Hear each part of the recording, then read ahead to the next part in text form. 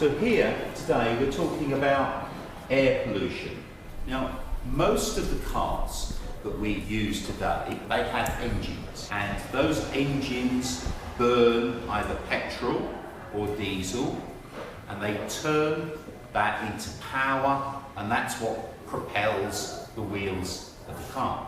But they also produce air pollution along with it. Wouldn't it be great if there was such a thing as a car that didn't make any pollution? Do you think such a thing exists? Yes. Put your hand up if you think it exists, a car without an engine. What about if you think it doesn't exist? A few of you. Well, I can tell you it does exist. It's called an electric car. So what you do with an electric car is just what you would do with anything else. When you get home, you plug it in and you leave it overnight, and in the morning the battery's charged and it's ready to go. So how far do we think it might be possible to drive with an electric car today? 75 miles. 75 miles, good guess. 90 miles. 90 miles, it's going up. 99 miles, you're closest, yeah. At the moment, most of our electric cars can drive about 100 miles. Now we still have to make the electricity that powers the car. Does anyone know how we can make electricity without causing any pollution? Yeah. Solar farm. Yeah, solar farm, great answer. Wind turbine. Wind turbines, another great answer. So this is what the future is all about with cars. It's about making them so they don't cause any pollution at all.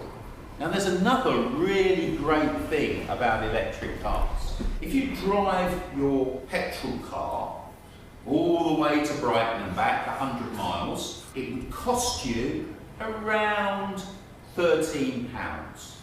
What about your electric car? How much do you think that electricity is going to cost you in comparison? Yeah? £10. Yeah? What do you think? £1. Getting closer. Yeah? Nothing. You've got to buy the electricity. It's not free. You go to the back. Yeah. Yes? £2. £2. Spot on. So, rather than spending £13 buying fuel for your petrol car, you just spend £2 buying the electricity. So how much money have we saved? Yeah? £11. £11. That's a lot of ice cream. Now at the moment, electric cars are still quite expensive to buy. But I think by the time that you are old enough to drive a car, nearly everybody will be driving electric cars or buying electric cars. And they'll be doing that because the batteries are getting cheaper and cheaper to buy, and they're getting better and better, so you can drive further and further. So even in a couple of years' time, it will be that your electric car won't drive just 100 miles, it'll easily drive 300 miles. That won't get you to Brighton and back, they'll get you all the way to Manchester in the north of England. And if you want to go further, there will be recharging places on the side of the road, so that if your battery gets a bit low, you can just plug it in, have a cup of coffee, and by the time you've finished your cup of coffee, your car will be charged and you'll be able to drive on for another 300 miles. Who's got a question about electric cars? There's such a thing as electric buses. Are there electric buses? Yeah. Brilliant question. Yes, there are. There's even some electric buses running in London.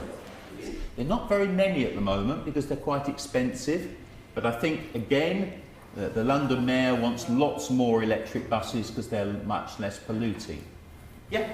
You know when first we had a diesel car and then later on we decided to have an electric car, can you swap the cars or do you have to pay for the electric car? No, you'd have to pay for the electric car if you buy an electric car, unfortunately. But they are getting cheaper to buy, and the government actually gives you some money for buying an electric car. They give you about £5,000 in order to encourage people to buy electric rather than diesel or petrol cars. Yeah. If everyone had an electric car, would there be big queues to charge your electric car? If there were lots of people with electric cars, what they would do is that they would put more recharging points around the streets so that everybody could charge their car. Some people worry that if we had loads of electric cars, then what would happen is there would be blackouts because we wouldn't be able to power our homes and recharge our cars. But actually, most people would charge their cars at night. And at night, all the lights are off and all the televisions are off and we're not cooking our dinners. So actually, there's loads of electricity available at night. So we don't have to worry about blackouts so long as we recharge our cars at night instead of plugging them in the moment we get home. So if all the cars were electric, as we walk to school, what do you think we'd hear? Yeah? Just silence in the world. We'd hear silence. We'd hear birds singing. Yeah? We'd hear the leaves rustling in the trees. Yeah?